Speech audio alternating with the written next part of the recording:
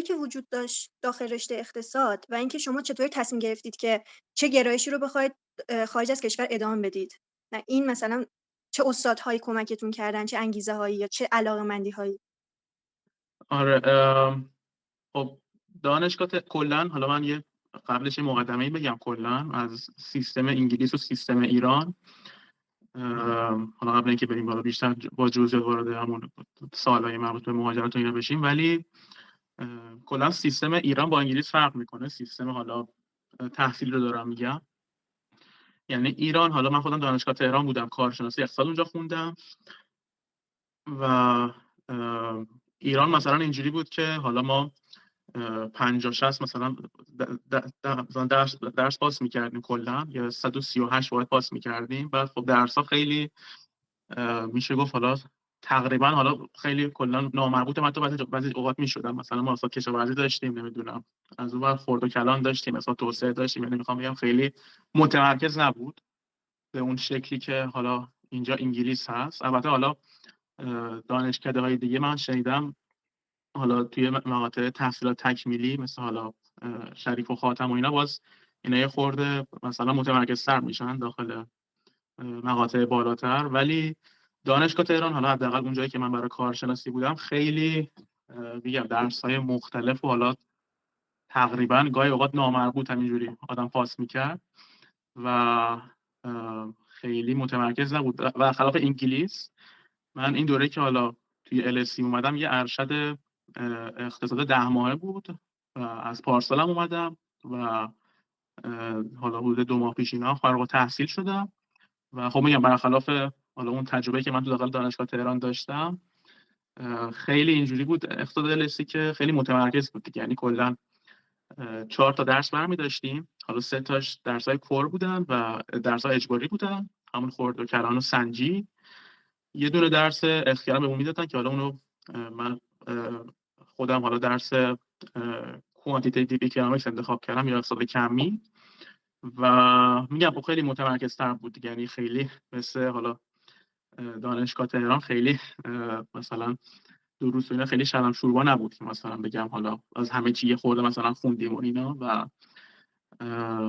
آره دانشگاه تهران هم خب حالا خود دانشگاه اقتصاد خیلی چیز نیست متاسفانه، خیلی حالا نظر شخصی منه این، حالا هر کسی میتونه نظر خودش رو داشته باشه، ولی من به نظرم خیلی ریسرچ محور نیست به طور کلی. یعنی حالا اساتید حالا هستن خیلی هم کمک میکنن به دانشجو، حالا حق دارن برگردن دانشجو، ولی خب خیلی میگم چیز نیست دیگه. حالا خیلی خیلی خیلی کم مثلا دیده میشه مثلا یه استاد یه ریسرچ یه پیپر چیزی بده بیرون و کار کرده باشه و چیز باشه، بیشتر شبیه یه جورایی شبیه مثلا همون مدرسه و ایناست. یعنی یه همچین حالتی داره، حالا برخلاف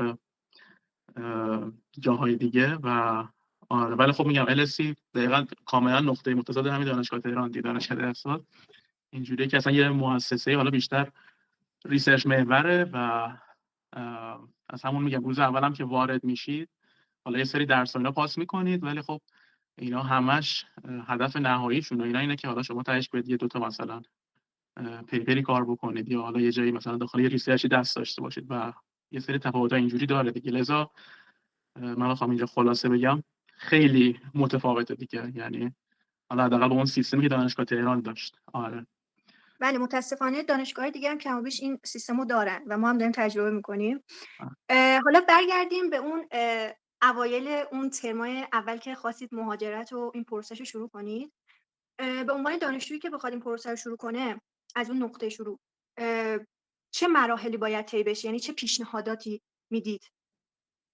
آره خب من اینجا هم باز یه مقدمه کلی بگم. خب یه سری چیزا که حالا همه باید بگیرن برای اپلای ارشد خیلی کلی، مثل حالا آزمون زبان و نمیدونم جیاری و نمیدونم اینا یعنی برای اپلای افساد کلا باید باشه. اگه کسی بخواد حالا برای تحصیلات تکمیلی بخواد اقتصاد اپلای بکنه، حالا چه ارشد چه PhD.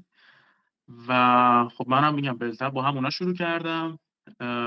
حالا یه سری اشتباهات داشتم اینا رو بعدش میگم، ولی من کلا از پارسال که کارمو شروع کردم همیشه یه خورده هول بودم، حالا به خاطر اینکه یه خورده تحت فشار بودم از یه سری لحاظا حالا سربازی و این داستانا، به خاطر اینکه خب من ورودی 98 کارشناسی اقتصاد هستم و حالا سال 402 هم فارغ التحصیل شدم. بعد خب یه سال گپ بود دیگه این وسط و من خب تنها راهی که به ذهنم رسید که مثلا حالا این گپ، حالا من یه جوری به اصطلاح چیز بگیرم، معافیت بگیرم، اون یه سالو مجبور شدم که برای ارشد دانشگاه تهران ثبت نام بکنم، ارشد مستقیم. بعد خب میگم اون یعنی عملا من 2 ترم ارشد بودم، با اینکه حالا یه ترمش هم من عملا مرخصی گرفتم، ولی خب کلا میگم تحت فشار بودم پارسال، خیلی هم عجله همه چی شد و اینا. یعنی اینجوری شد که مثلا من تافل و جی آر ای که ثبت نام کردم کلا مثلا حالا اونجوری نشستم حالا خیلی سیستماتیک بخونم و اینا و فاصله مثلا بین امتحانات بیشتر 2 هفته نبود. برای همین اینجوری شد که مثلا من هر کدوم از این آزمون‌ها رو 2 بار دادم. 2 بار تافل دادم، 2 بارم آیلتس شد، 2 بارم جی آر ای رو دادم و دفعه اول که تافل رو دادم نمرم شد 100 و به اصطلاح حالا باز میگم همون مینیمم اون چیزو میآوردم برای اینکه حالا بخوام ال ثبت نام بکنم. ولی خب چون که به نظرم اومد حالا یه خورده نمره پایینه و اینا، دوباره اقدام کردم. اگرچه که میگم کلا پارسال یه جوری بود که من همش حالا تو هول و اینا بودم و اصلا نشد بشینم درست بخونم. و دفعه بعدی که بعد از این تافل استادم یه جی آر ای دادم، بعد 2 هفته بعدش اون جی آر ای اولم هم کوانتش رو 170 شدم. ولی خب از اون ور حالا وربالم و آنالیتیکال رایتینگ هم خیلی پایین شد و وربالم مثلا فکر کنم شده بود 100 و حالا 48، یه چیز خیلی حالا افتضاحی خیلی پایین شده بود. بعد رایتینگ من فکر کنم مثلا شد بود 3، یعنی یه چیز حالا رایتینگ و اینا باز خیلی مهم نیست، اما بیشتر کوانت مهمه برای اپلای، ولی یعنی بیشتر معمولا میگن اون مهمه. ولی خب اینجوری شد. بعد اینکه حالا این 2 تا آزمون اولو دادم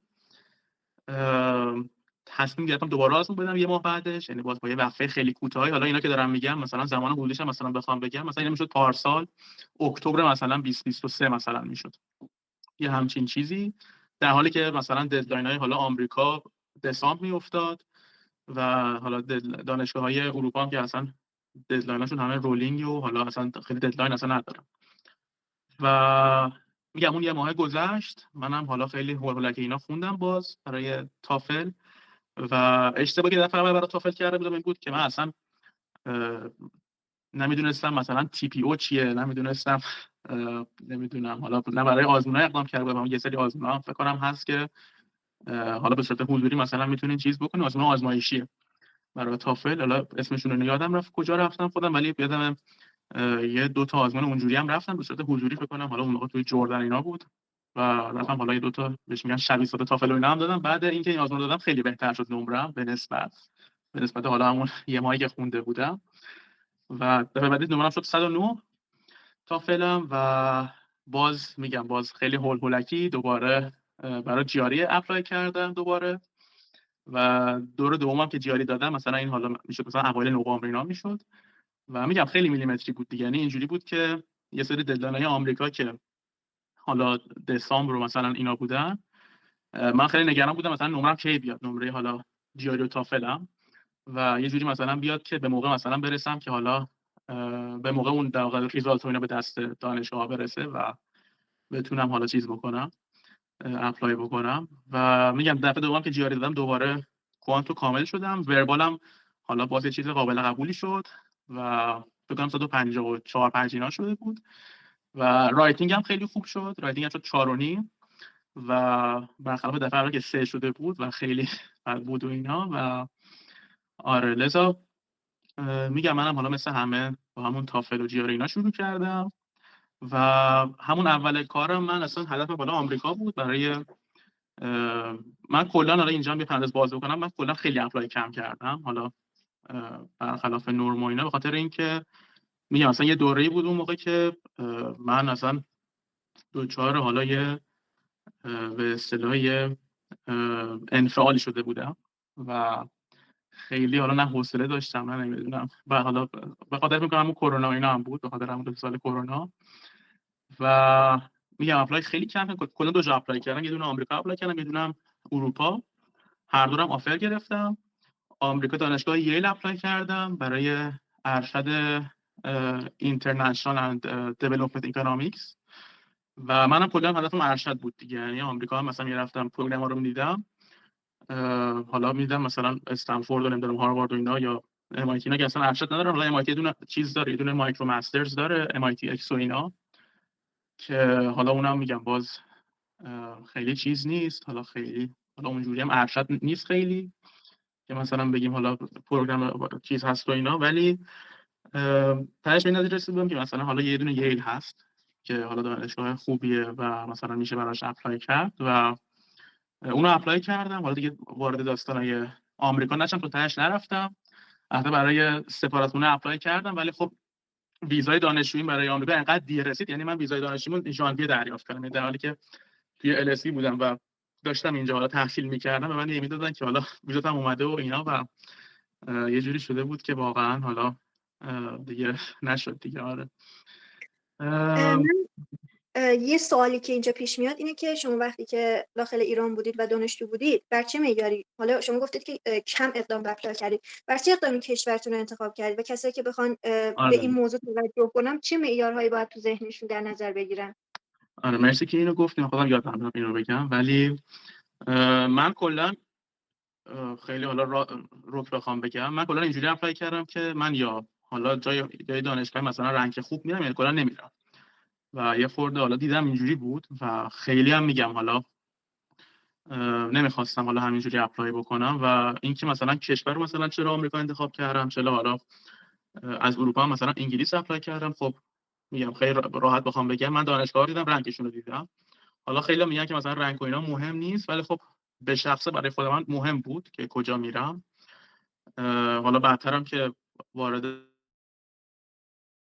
خیلی به طور غیر مستقیم حالا اثراتش مشکوک بود دیگه، یعنی از این لحاظ که به هر حال هر چی مثلا شما جای بهتری بتونید حالا وارد بشید و حالا توی محیطی قرار میگیرید که حالا هم استادا مثلا بیشتر کار بلدن، به طور حالا خیلی طبیعی من دارم میگم، هم دو تا حالا آدم قوی‌تر از خودتون میبینید، یعنی از این لحاظا خب بهتر بود. منم میگم روز اول اصلا با همچین سیستمی رفتم، حالا اینجا به اون سیستم که حالا همه اپلای میکنن، همه جا اپلای میکنن و اینا، بهش میگن هول هاگ، من اونجوری نرفتم و میگم حالا دو جا بیشتر اپلای نکردم، حالا و یه دونه ییل بود، یه دونه هم همین LSE بود دیگه. LSE هم خب خیلی باز اونم دیر اقدام کردم، یعنی ییل مثلا برای اپلای کردنش حالا حدود 3 هفته اینا مثلا من فقط دنبال این بودم که حالا مثلا یه SOP بنویسم، نمیدونم حالا سیو مثلا تر و تمیز بکنم، مطمئن بشم از اون وقت که مثلا نمرات حالا GRE تافل هم رسیده به دستشون و اینا،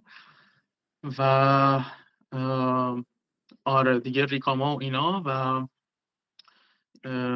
آره دیگه حالا اگر اینجا موضوعی که هست، من با چند تا دوستام که می‌خواستن اپلای کنن گپ می‌زدم، میگفتن که آمریکا بن کرده دانشجو ایرانو، حالا نمیدونم کشورهای دیگه. نمیدونم حالا صحت این چقدر یعنی چقدر درسته این حرف، ولی خب تو این شرایط دانشجوها خب دیگه نمیتونن به آمریکا اپلای کنن. تو این شرایط چه پیشنهادی براشون دارید؟ آره البته بن و اینا که برای امسال بود، یعنی امسال از جون فکر میکنم، از 8 جون فکر کنم آمریکا تصمیم گرفت کلا بند بکنه یه سری کشور رو، ایران و پاکستان و نمیدونم عراق و اینا. حالا عراق قبلا داخل لیستشون نبود فکر کنم، ولی و خب دیگه اگه بند کرده دیگه، یعنی کاریش نمیشه کرد الان، ولی اون موقع که من یه قبول شده بودم اون موقع بند نبود، یعنی اون موقع همون پارسال اگه حالا من ویزام به موقع میومد احتمالاً اصلا میرفتم، یعنی حالا همین LSE هم نمیموندم، ولی خب چون که دیدم حالا خیلی طولانی شده، مثلا من تا مارچ مثلا 2024 یا حالا مثلا میشه فروردین 4 مثلا میشه بودم، من دیدم هیچ خبری از ییل نشده و کلا هم حالا چیز کردم دیگه، به اصطلاحی دیگه بیخیال ییل شدم و گفتم حالا برم سمت اروپا. حالا یه سری میگم خوبی و بدی هایی داشتن هر کدوم، و حالا اینا رو میخواد من جلوتر تو همون سوالا بگم، یعنی کسی سوال چیزی پرسیده من همونجا. بعد در ادامه راه برای بخش رزومه، خب چه مدارک و شرایطی میخواستن از شما؟ بعد چه نکاتی بیشتر براشون پررنگ بود؟ مثلا آزمون زبان، توصیه نامه، رزومه کاری، یا تجربه و پژوهش‌ها، یا مهمتر از همه معدل؟ کدوم یکی از اینا برای اونا نقش پررنگی داشت برای پذیرش؟ حالا قبلش مقدمه‌ای بگم، کلا حالا توی اقتصاد حالا حداقل این چیزی که من خودم به شخص دیدم، یعنی مشاهده خودمه.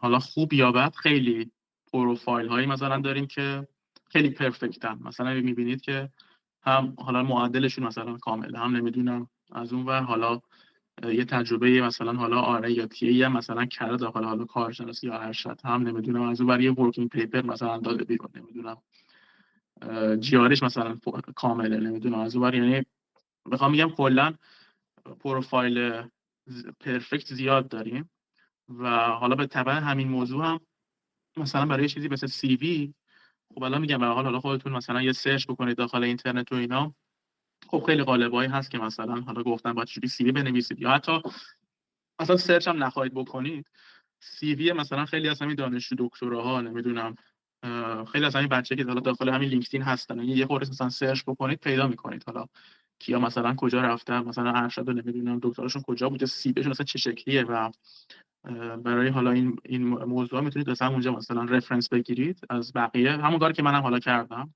من حالا سی وی خودم هم در اساس هست روی وبسایتم، البته سی وی حالا خیلی خلاصه ایه ولی خب سی وی کامل هم نیست، ولی خب اونم میگم بازی ساختاری داره. راجع به ریکام هم من خودم باز حالا چیزی که بهش معتقدم، حداقل چیزی که برای من درست بود اینه که من به نظرم خیلی مهم نیست شما ریکامو از کی بگیرید، فقط اون محتواش مهمه. فقط در یه صورت میتونه مهم باشه که از کی بخواید ریکامو بگیرید، اونم در صورتی که مثلا مثال میگم، مثلا شما دارید یه جایی اپلای میکنید، مثلا دانشگاه شیکاگو مثلا به فرض مثال، و مثلا یه استاد شما دارید که حالا باشه دوره کار کردید، حالا یا آرایش بودید که مثلا استاد راهنماتون بوده هر چی اینا، که مثلا اونم حالا دانشگاه شیکاگو مثلا رفته حالا 10-20 سال اخیر مثلا اینجوری، و یه جورایی حالا حرفش برش داره، یعنی مثلا میتونه حالا یه جوری به اصطلاحی حالا با خود حالا استادای دانشگاه اینا صحبت بکنه و مثلا بگه حالا من اینو چیز میکنم به شما ریکامند میکنم. توی ایران واقعیتش من فقط به نظرم در این حالته که حالا ریکامندیشن میتونه موثر باشه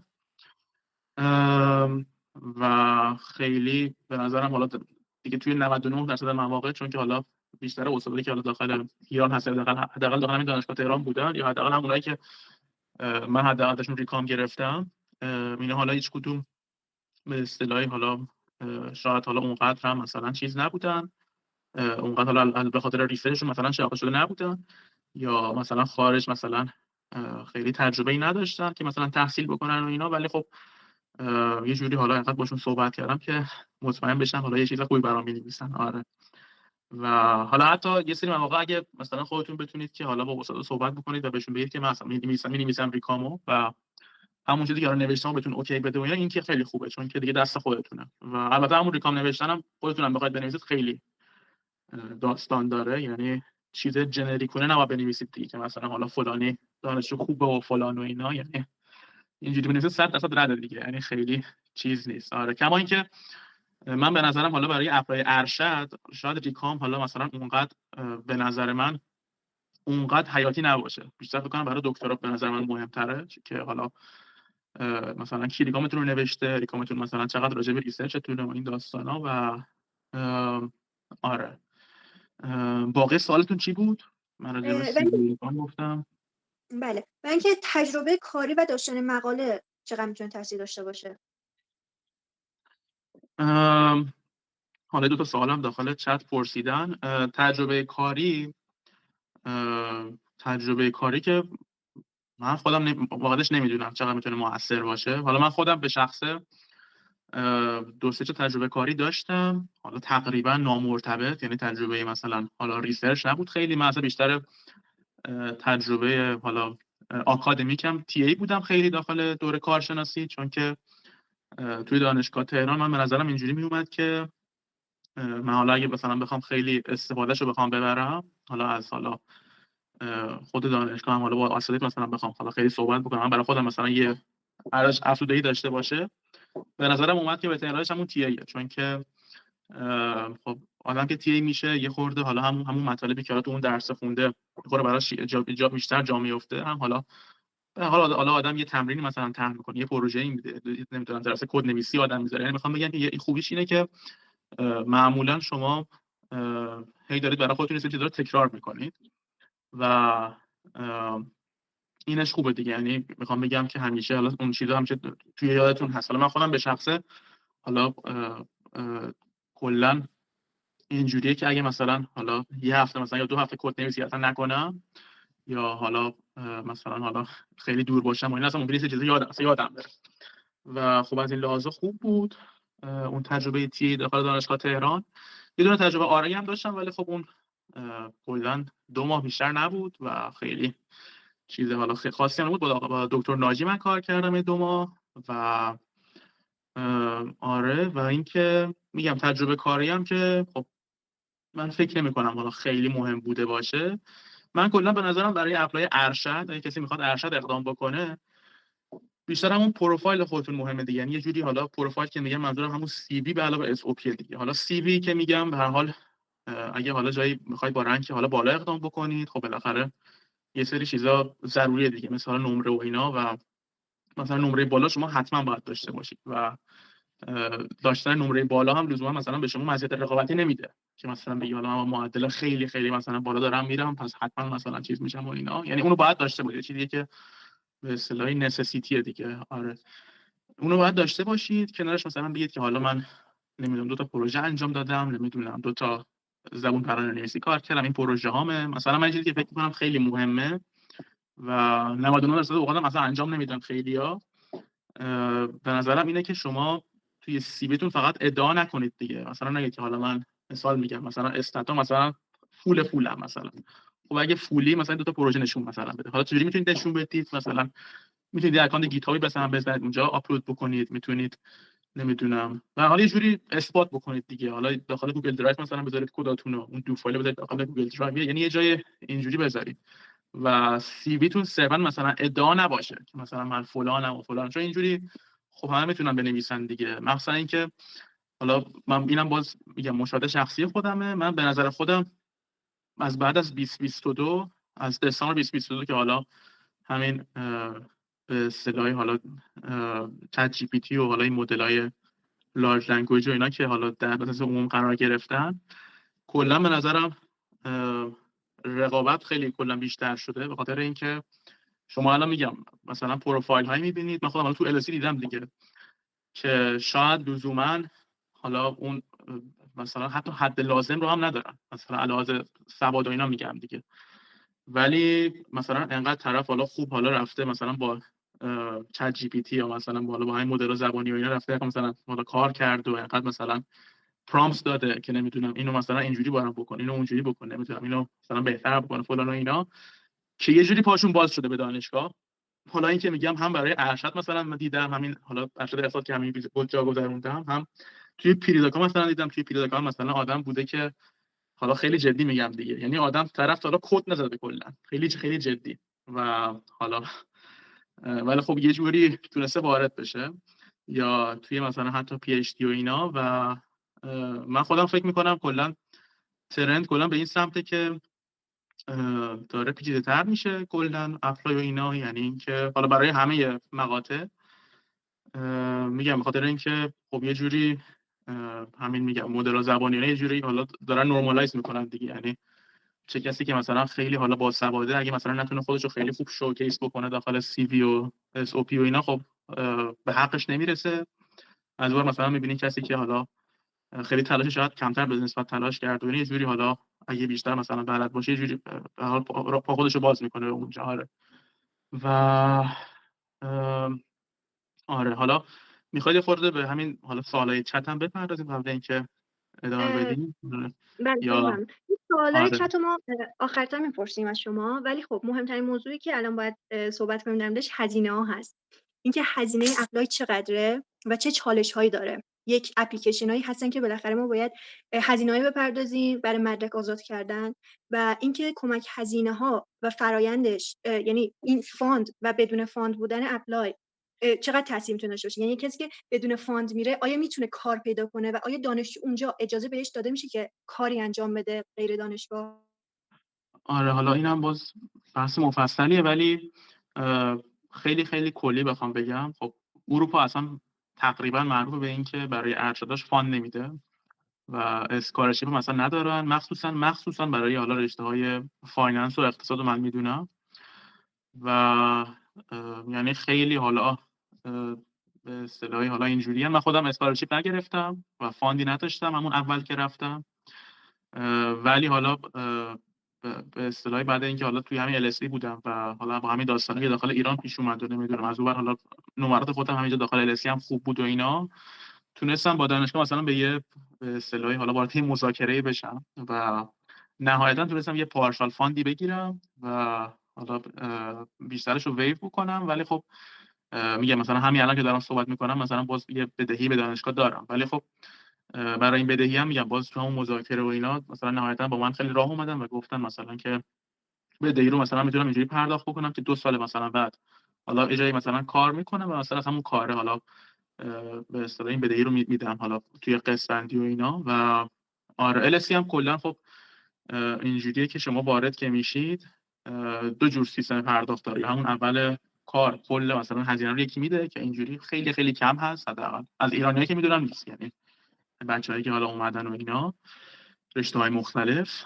یه سیستم دیگه هم اینه که شما طی سال 3 تا ددلاین بهتون میدن و 3 تا اینستالمنت دارین دیگه، 3 تا قسط باید بدین، یعنی 3 بخشش میکنن و اینجوریه. لذا کلا میگم اروپا برای ارشدش خیلی معروف حالا به فاندینگ و اینا نیست و خیلی خیلی بخوام سرانگشتی بخوام بگم خیلی خیلی سخت فاند پیدا میشه. بودن بچه‌ها که مثلا فاند گرفتن همین LSE مثلا من میشناسم، ولی برای رشته‌های دیگه بودن، یعنی رشته اقتصادی مثلا فایننس من نمیشناسم کسی حالا از خود LSE فاند گرفته باشه. شما میتونید مثلا LSE بیاید یا حالا هر دانشگاه اروپایی دیگه مثلا برید برای ارشد، برای ارشد اقتصادی یا مالی، ولی مثلا فاندتون حالا از یه به اصطلاح حالا یه نهاد خارجی باشه، حالا مثلا همین حامی و نمیدونم نهاد هند و اینا دیگه. حالا حتی هند که کار نمیکنه، حامی هم نمیدونم مثلا حامی هم فکر کنم 30,000 دلار یا 35,000 دلار فکر کنم سخت بشه، یه سری تعهدات فکر کنم میگیرن، ولی اینجوریه. لذا خیلی کلی من بخوام بگم اینجوریه. راجع به کار و اینا هم خب شما با روی ویزای دانشجویی که میاید میتونید تا 20 ساعت در هفته کار بکنید، ولی به شخص تو این یه سال تو این 10 ماهی که من LSE بودم خب پروگرام من 10 ماهه بود، کلا این یه سال هم حتی نمیشد برای ارشدش و اینا و خب خیلی به شخصه برای خود من سنگین بود. حالا به خاطر اینکه میگم قبلش مثلا من کارشناس دانشگاه تهران بودم، کلا یه سیستم دیگه بود، نمیدونم ترما مثلا 4 ماه و نیمه بود، حالا اون مدل ایران دیگه. بعد اینجا که اومدم ترما مثلا یه دفعه میشه 2 ماه کلا، مثلا کلا 8 هفته میان درس بهت میدن تو 8 هفته و همون قد مطلب رو بهت میگن، همون حجم و اینا و همه این کارا رو باید بکنی. تاش مثلا باید یه پایان‌نامه هم باید کار بکنی و پایان‌نامه هم مثلا حالا یکی از بدیهای LSE به نظر من اینه که برای ارشد استاد راهنما مثل ایران نیست که مثلا حالا خیلی مثلا بتونی حالا باش مثلا گرم باشی، مثلا 24 ساعته مثلا حالا بتونی باش ارتباط بگیری، چون که حالا اساتیدی هستن دیگه که به اصطلاح وقت میذارن برای دانشجو و خیلی حالا کمک میکنن. حداقل حتی اگه این کارو نکنم مثلا بهتون یه موضوعی میدن، مثلا براتون میگن که حالا موضوعتون مثلا میتونه این باشه، یعنی کمکی میتونن توی این موضوع بکنن. ولی خب LSE حالا یه قانونی داره که به نظر من خیلی مسخره است، اونم این که میگن که کلا توی شما این 10 ماه که میاد اینجا کلا 3 تا 20 دقیقه فقط میتونید با استاد راهنماتون صحبت بکنید و اصلا بیشتر از این نمیتونه باشه و خب اینش خوب نیست دیگه. یعنی میخوام بگم برای مثلا تز و اینا هم خیلی حالا سیستم یه جوریه که حالا آدم متکی به خودشه دیگه و کلا هم سیستم انگلیس همین جوریه اصلا، یعنی شما برای درس‌ها و اینا هم اینجا من پردازی باز بکنم اینجوریه که آخر سر خودتون باید برید مثلا بشینید خونه یا خوابگاه و بشینید مثلا کل درس‌ها رو حالا بشینید بخونید از اول و آره یعنی خیلی حالا سیستم مستقلی داره به طور کلی و میگم با ایران خیلی فرق میکنه دیگه، چون که ایران حالا یه خورده حالا انصافا مثلا بخوایم بگیم حالا روی استاد مثلا اتکا میشه دیگه، حالا مثلا استاد چقدر مثلا خوب درس رو دلیور بکنه، چقدر حالا مثلا بعدش بتونه کمک بکنه، یعنی خیلی میتونه موثر باشه اگه حالا استاد راه بیاد و بعد آره. در ادامه مسیر روند گرفتن ویزای دانشجوی انگلیس مثلا چطوره بود و اینکه داخل مصاحبه سفارت چه نکاتی باعث شد که اونا بپذیرن و اینکه یکی از دوستان به من میگفتش که اونجا باید یه اطمینانی بهشون بدیم که قراره برگردیم، مثلا کسایی که ازدواج کردن بگن که مثلا همسرم داخل ایرانه و میخوام به خاطر ایشون برگردم. این فرایندش چطوریه؟ والا حالا اولا که انگلیس اصلا مصاحبه نداره انگلیس، یعنی مصاحبه فقط در صورتی شما ممکنه مصاحبه بخورید که مثلا همون اول که حالا اپلای میکنه، حالا بعدش فردش هم یه خورده توضیح میدم. همون اول که اپلای میکنید مثلا مدرکتون کامل نبوده باشه یا مثلا چیزی رو جا انداخته باشید و در این صورت هستش که مثلا ممکنه شما رو به مسابقه دعوت بکنن. و فرآیند انگلیس هم حالا با آمریکا میگم فرقای حالا یه سری فرقا داره. اونم این که انگلیس کلا اینجوریه که شما از همون اول حالا همه مدارکتون رو حاضر میکنید، هر چیزی که خواستن. مثلا حالا توی مدارک مثلا چیا میخوان، مثلا نمیدونم اون نامه رو میخوان که مثلا دانشگاه به شما داده که مثلا حالا شما آفر گرفتید یا آفر آن کاندیشنال گرفتید، نمیدونم نمره زبان میخوان، نمیدونم فلان میخوان، بهمان میخوان. اینا همه اینا رو که آماده کردید میرید همه اینا رو سابمیت میکنید برای سفارتخونه یا همون VFS داخل تهران و یه وقتی میگیرید ازشون و دیگه فرندش همینجوری. حالا راجع به یکی از مدارکی که شما باید حاضر بکنید من اینم یه توضیح بدم. اون مدرک تمکن مالیه. این خیلی حالا مدرک حالا میشه گفت چالش برانگیزی آماده کردنش، مخصوصا از همون سالی که از همون پارسال که حالا که من رفتم و اینا، به خاطر اینکه تا حالا اینم باز خیلی مسخره است ولی خب یه چیزیه که خیلی سخت میکنه کار رو. تا 2 سال پیش مثلا سال 2023 شما اگه انگلیس مثلا قبول میشدید، یه رشته حالا مثلا بگیم ارشد مثلا قبول میشدید، باید تمکن نشون میدادید، تمکن مالی. و این تمکن مالی اینجوری حساب میشد که شما باید نشون بدید که تمام مثلا اون توانایی مالی رو دارید، استطاعت مالی رو دارید که کل هزینه تویشن رو بدید، کل اون هزینه دوره رو بدید، به علاوه هزینه 9 ماه زندگی داخل انگلیس. حالا انگلیس که میگم حالا هر جایی میتونه باشه دیگه. اگه دانشگاه مثلا داخل لندن، هزینه مثلا 9 ماه زندگی داخل لندن. اگه خارج از لندن، خب خارج از لندن اینا هزینه‌اش فرق می‌کنه. توی لندن خورده گرون‌تر. حالا این چیزی که من دارم طبق اطلاعات پارسالم دارم میگم، حالا ممکنه امسال لزوما درست نباشه، ولی تا 2 سال پیش خب مثلا میگم مثلا اگه یک کسی یه ارشدی قبول میشد که مثلا حالا هزینه کل ارشد مثلا اون 9 ماه زندگی مثلا میشد 20000 پوند، این پوند رو خود سفارتخونه یه نرخی براش داره. یعنی مثلا میگه که مثلا میگه من مثلا پوند رو مثلا 5000 تومانی حساب میکنم. تا 2 سال پیش واقعا 5000 تومانی بود، یعنی 5200 تومانی، این 400 تومانی فکر کنم بود به همون نرخ حالا پوند جهانگیری و این داستانا. و مثلا سال صرف و تقسیم مثلا می‌کرد یه بابایی مثلا میرفت قبول میشد مثلا باید 100 میلیون مثلا تومان حالا نشون میداد که اگه مثلا ما پوند 5000 تومان فرض بکنیم، یعنی شما 100 میلیون تومان رو حالا توی یه بازه‌ای توی حسابتون نقد باید بذارید اینو، و بعد که نقد میذارید باید برید مثلا بانک و اون حالا پرینت مثلا حسابتون رو بگیرید از بانک و اینا. از سالی که من رفتم اون نرخ 5000 تومانی که خود سفارتخونه ماه به ماه تعیین می‌کرد توی یه سایتی حالا به اسم قبلا سایت O&A بود. اینا سایتایی که مال خود سفارتخونه است که ماه به ماه میاد حالا نرخ پوند رو تعیین میکنن و نرخ حالا همه ارزها رو تعیین میکنن، مثلا پوند به ریال نمیدونم اینجوری. سالی که من رفتم یهویی تصمیم گرفتن که آقا پوند حالا مثلا جهانگیری خیلی چیز داره، خیلی پرت عددش و اینا و ما باید پوند رو آزاد بکنیم. و این معناش این بود که یعنی سالی که مثلا من رفتم با پوند مثلا 80000 تومان مثلا من رفتم، یعنی حالا اگه همون ضرب و تقسیم مثلا انجام بدید مثلا الان این دفعه به جای اینکه شما لازم باشه نشون بدید مثلا 100 میلیون تومان حالا تمکن دارید، مثلا باید 3 سال میکرد. مثلا اگه همون 20000 پوند مثلا اگه بود مثلا باید نشون بدید 1 میلیارد و 600 مثلا نشون بدید که تمکن دارید، یعنی خیلی سخت‌تر میشد دیگه. بعد انگلیس هم بدیش اینه که برخلاف آمریکا که اون حالا بازه تمکنتون مثلا باید حالا یکی دو روز مثلا 3 روز مثلا باشه، بازه خیلی کوتاهی باشه، از شما میخواد که این مثلا پول حالا زیادو توی حسابتون نقد برای یه ماه نگه دارید. یعنی خب خیلی سخت میشه دیگه. بعد اینکه یه ماه نگه داشتید باید برید پرینت بگیرید و اون حالا پرینت حسابتون چیز میشه دیگه، اون در واقع تمکنتون میشه. و اصلا به خاطر همینم هست که الان انگلیس از پارسال، یعنی سالی که من رفتم و امسال که داره میاد، خب خیلی سخت شده دیگه. یعنی خودش مانع خیلی بزرگی برای خیلی از بچه‌ها که میخوان اپلای بکنن. همین از امسال 2 تا دیگه از بچه‌ها من میشناسم، یکی از شریف، یکی دیگه هم از دانشگاه تهران. اینا باز چیز گرفتن، آفر ال‌اسی گرفتن برای ارشد اقتصاد. یکیشون ارشد اقتصاد 1 ساله گرفت، یکیشون هم 2 ساله. و اینا نتونستن بیان دیگه به خاطر همین مسئله تمکن. و خب خیلی سخت میشه دیگه. و آره بقیه سوالتون چی بود؟ بقیه سوال من یادم رفت بقیه سوالم. نه کاملا این موضوع توضیح دادید، خیلی گفتم. ممنونم. اه، مسئله مهمی دیگه که باید بهش بپردازیم بازار کاره. یعنی اینکه شما برای موفقیت در بازار کار، حالا اقتصاد در انگلیس، علاوه بر آموزش‌هایی که در دانشگاه می‌بینید، چه مهارت‌های دیگه‌ای میتونه به شما کمک کنه؟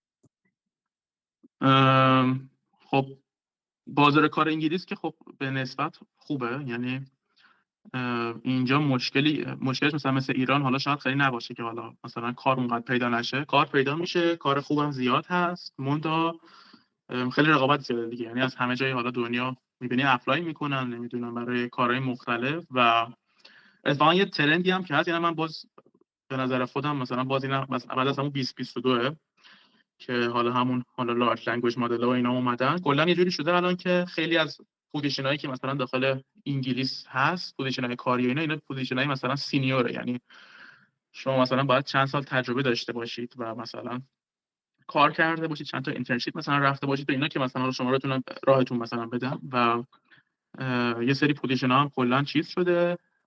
خیلی ها مثلا اسپانسرشیپ رو کم کردن، ویزا اسپانسرشیپ رو مثلا ویزا اسپانسر نمیکنن، ولی باز میگم با همه این احوالات با همین داستانایی که هست و اینا کلا بازار کارش به نسبت حالا کشورهای اروپایی دیگه که حالا حداقل من میدونم بهتره، مثلا از فرانسه میدونم بهتره، یا حالا از سوئد و اینا، و دستمزد پرداختی هم به طور کلی خب بالاتره، چون که حالا زندگی داخل لندن گرونتره. البته حالا لندن هم یه چیزیش که حالا خودم هم بدم نمیاد ازش اینه که یه شهریه که خب خیلی دایورسه، یعنی شما از واقعا همه جور آدمی داخلش می‌بینید، همه جور از همه نمیدونم قومیتی از همه جا دنیا داخلش آدم هست.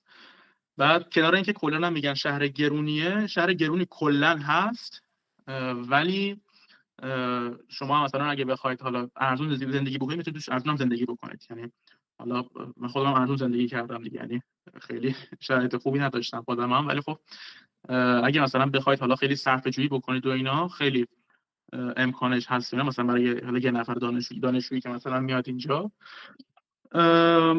و میگم به طور کلی خب بازار کارش خب خیلی بهتره دیگه، یعنی حداقل حالا من خودم الان که دارم صحبت میکنم باتون، مثلا من برای حالا چند تا مثلا موقعیت خودم اپلای کرده بودم، موقعیت‌های مثلا پیداک اپلای کرده بودم، اگرچه که حالا استاد راهنمای خودم که کلا 6 سال دانشگاه رفته، یعنی از اول کارشناسی تا آخر دکتراش کلا 6 سال بوده، هی اصرار میکرد میگفتش که حالا برای چی میخوای پیداک اپلای بکنی و این داستانا و برو مثلا سری پی جی تو مثلا برو بگیر اگه میخوای پی اچ دی بگیری.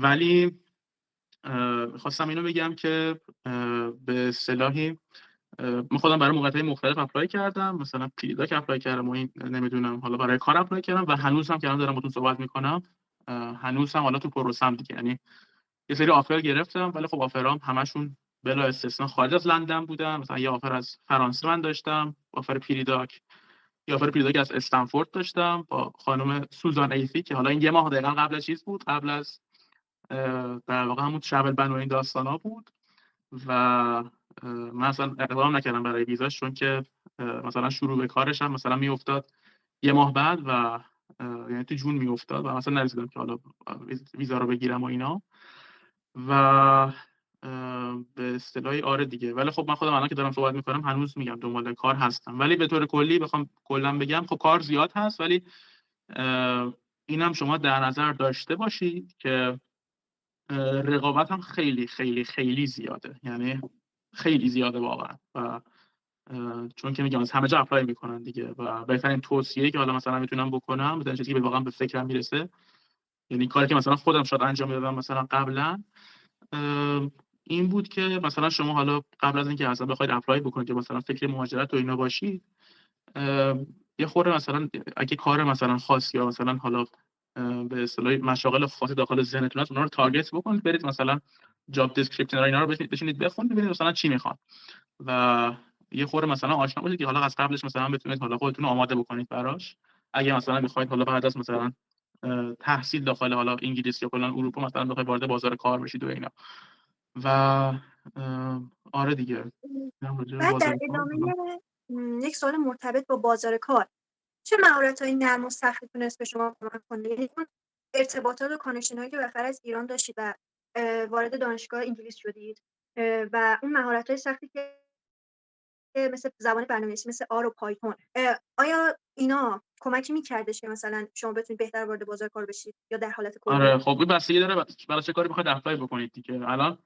الان که میگم یه جوری شده که یعنی باز به نظر من، حالا اینم باز میگم مشاهده شخصی خودم، یه جوری شده که اینا رو شما اصلا باید بدونید. یعنی حالا آر رو نمیدونم، پایتون و اینا، یعنی میخوام بگم دونستنش باز به نظر من خیلی، حالا متاسفانه یا مثلا حالا خوشبختانه، خیلی مزیت رقابتی به آدم نمیده. مثلا بگی من آر یا پایتون مثلا میدونم و اینا، چیزی که من به نظرم حالا میتونه خیلی کمک کننده باشه و حالا شما رو باز چیز بکنه، یه خورده بولتر بکنه، حالا چه برای بازار کار، چه حتی برای اصلا اپلای برای ارشد و اینا، اینه که میگم فقط ادعا نکنید دیگه داخل سی وی دیگه. مثلا نگید من فلان چیزو بلدم. یعنی مثلا دو تا پروژه خوب مثلا نشون بدید. مثلا بگید این مثلا نمیدونم سامپل مثلا کد منه، فلان کارو کردم، نمیدونم مثلا داخل نمیدونم استاتو مثلا رفتم فلان کارو کردم و اینا.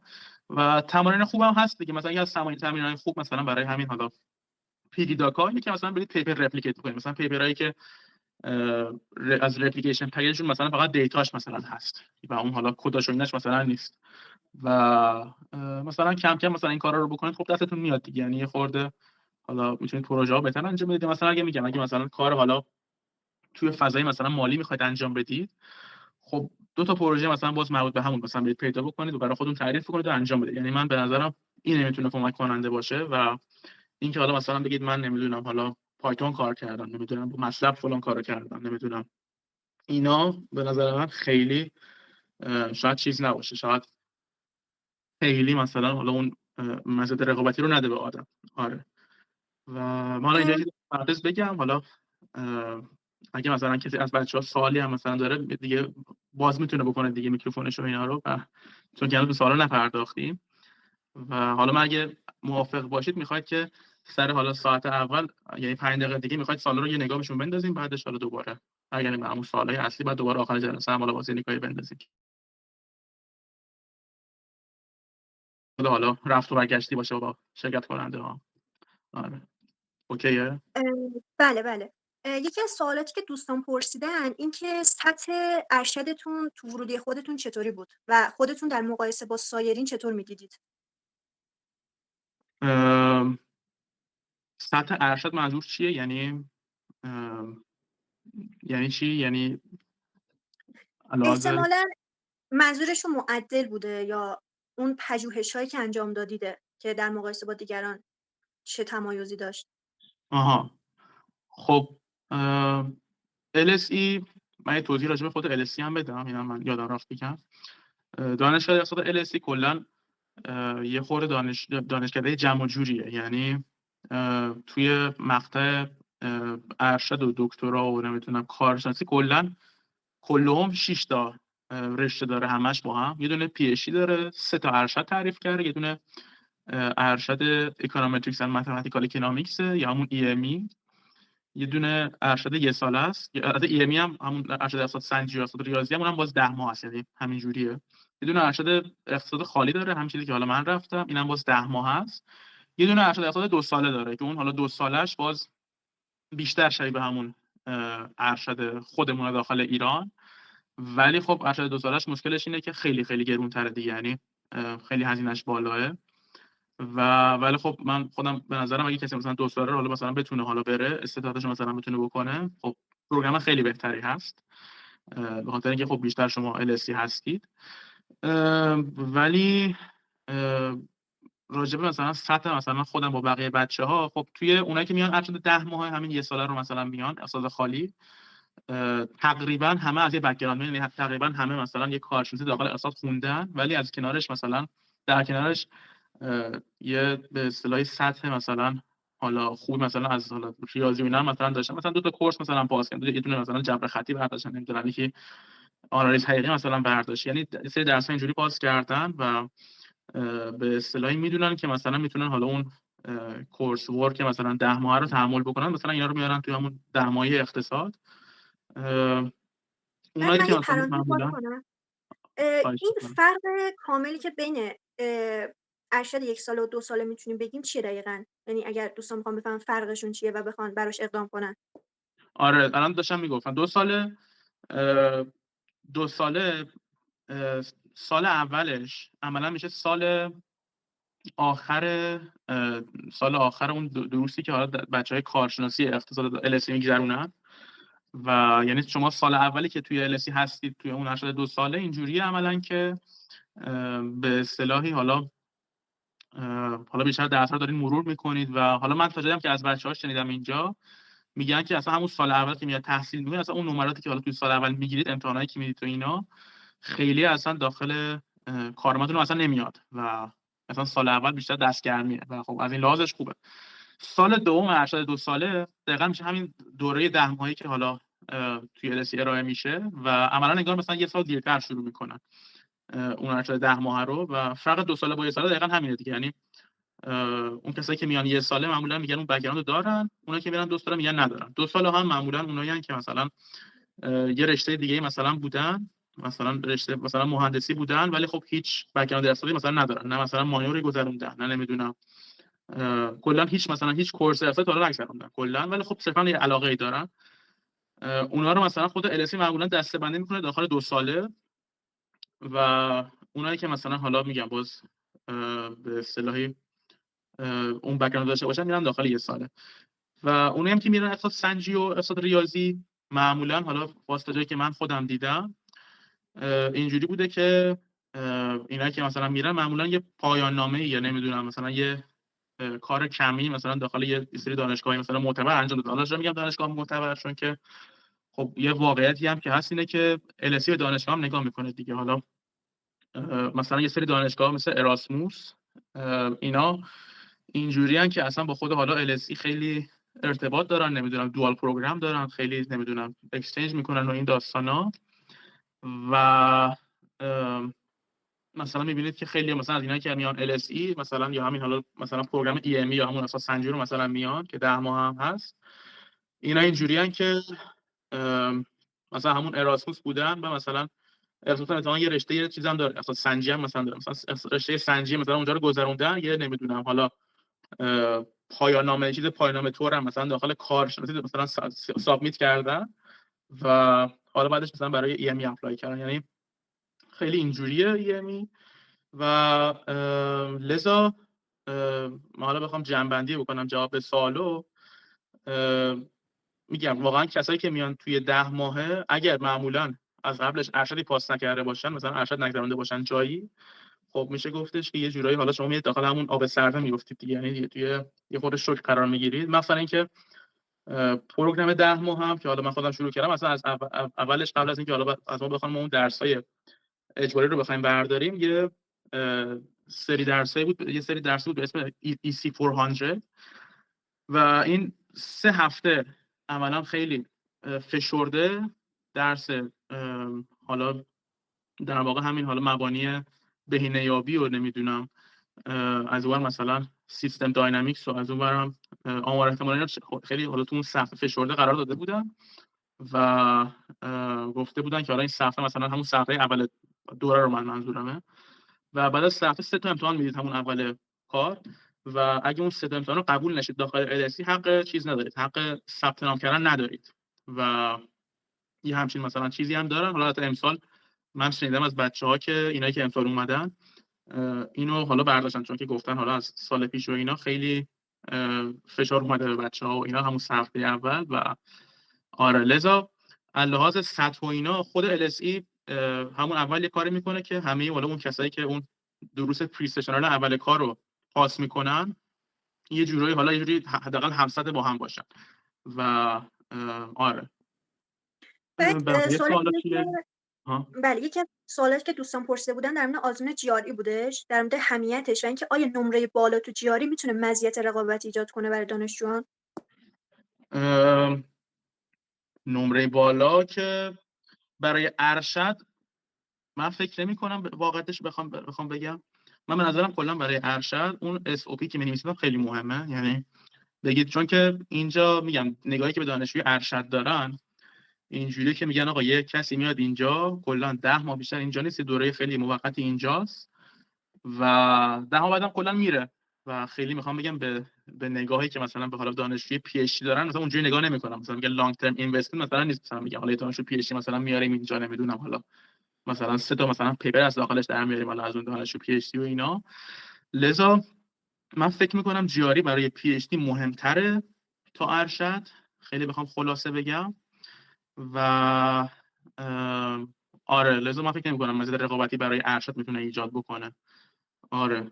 و یکی از بچه‌ها میگه پرسید معدل بالا از چنده؟ معدل بالا هم حالا نسبیه دیگه، یعنی مثلا شما داخل همون پروگرام خودتون مثلا رنگ مثلا چند شده باشین و حالا سالی که مثلا من خودم بودم من رنگی که مثلا دوره خودمون نشدم به خاطر اینکه خب ما اصلا بیشتر کارشناسیمون افتاد داخل همون دوره کرونا، به جز حالا یه سال اولش که درس خوندیم و مثلا یه جوری شده بود که دوره کرونا معدلم مثلا افت کرد، برخلاف حالا خیلی که معدلشون بالاتر اومد و مثلا من خودم معدلم شد 19 و 15 شدم برای کارشناسی و مثلا رنگ 4 یا 5 هم مثلا بودم. ولی فکر می‌کنم که معدل بالا رو مثلا بخواید بگید باید نسبی بگید دیگه، مثلا بگید مثلا اگه معدلتون مثلا 17 یا 18 مثلا شده باشه پایین‌تر، مثلا بگید مثلا معدلم 18 شده ولی مثلا رنگ مثلا فلان بودم. و آره دیگه چه سوالایی هست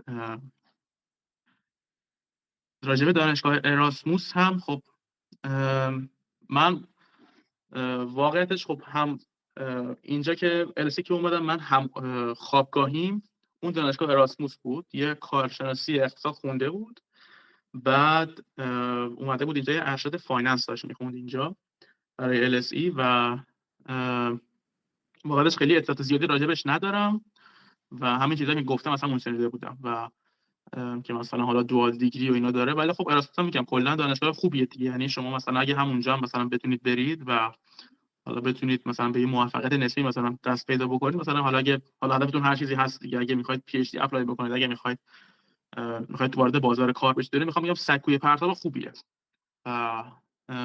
آره راجع به امرس و پی اچ دی اقتصاد من باز میگم که دیگه از هم خوابگاهیامم، اونم اتفاقا امسال امرس LSE بود و امرس اقتصاد بوده. من توضیح کلی هم بدم، کلا انگلیس خب سیستمش اینجوریه که پی اچ دی رو خیلی کشش میدن و خیلی طولانی میشه معمولا و یعنی اینجوریه ساختار پی اچ دی که شما 2 سال اول میاد امرس هم حالا مستر اف ریسرچ منظور، و امرس هم عملا حالا توش کاری که میکنید فقط داخلش کورس پاس میکنید پروژه میدید، دقیقاً یه چیزی شبیه همین حالا ارشد اینجا حساب میشه. و به اصطلاحی بعد از اینکه حالا 2 سال امرس شما با موفقیت پشت سر بذارید میتونید حالا وارد پی اچ دی بشید و همون 2 سال امرس هم ازتون نمره میخوان، نمیدونم این داستانا و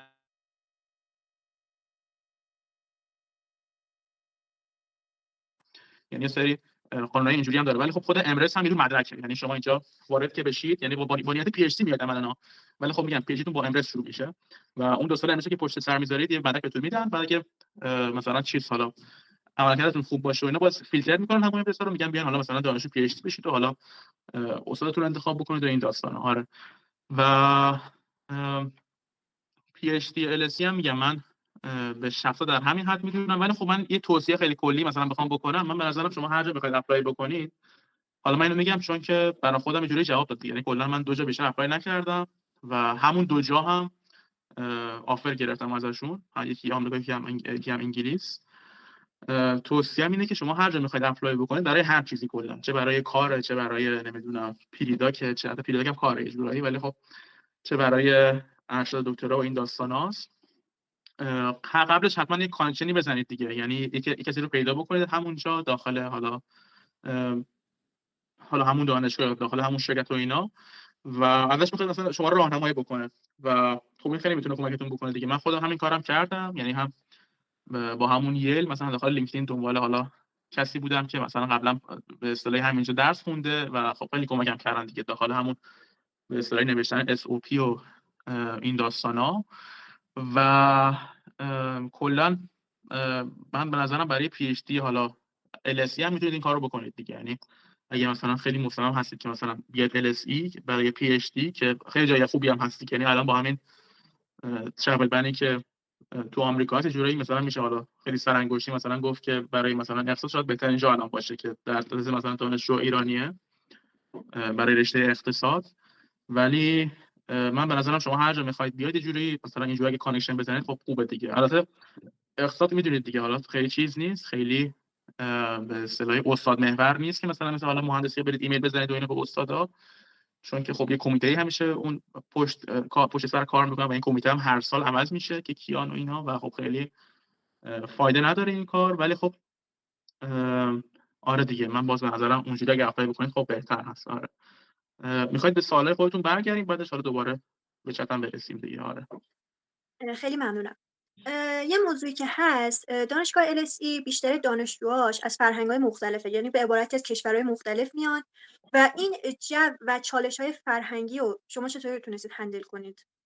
خب این خیلی چجوری خاصی نه، یعنی آره اینو من قبول دارم، خیلی اینجا دایورسه، یعنی خیلی حالا آدم از جاهای مختلف میبینید اینجا و همینش هم جذابه یه جورایی، به خاطر اینکه حالا من یه چیزی هم مثلا واقعیتش رو بخوام مثلا بگم، من اینجا از حالا یه سال قبلی که اومدم شاید مثلا به نسبت دوستای دیگه هم که حالا جاهای دیگه اپلای کردن رفتن، حالا فرانسه و آمریکا و نمیدونم سوئد و جاهای دیگه، شاید به نسبت اون مثلا من کمتر اینجا هومسیک شدم، به خاطر اینکه خب میگم شما آدم از فرهنگ‌های مختلف میبینید. من خودم خوابه که مثلا داخلش بودم کلا 7 اتاق داشت، بعد هر هفته اونم مثلا یه جای اومده بود، یکی مثلا از سریلانکا اومده بود، یکی نمیدونم از پرتغال اومده بود، یکی از ژاپن اومده بود، یکی از آمریکا اومده بود.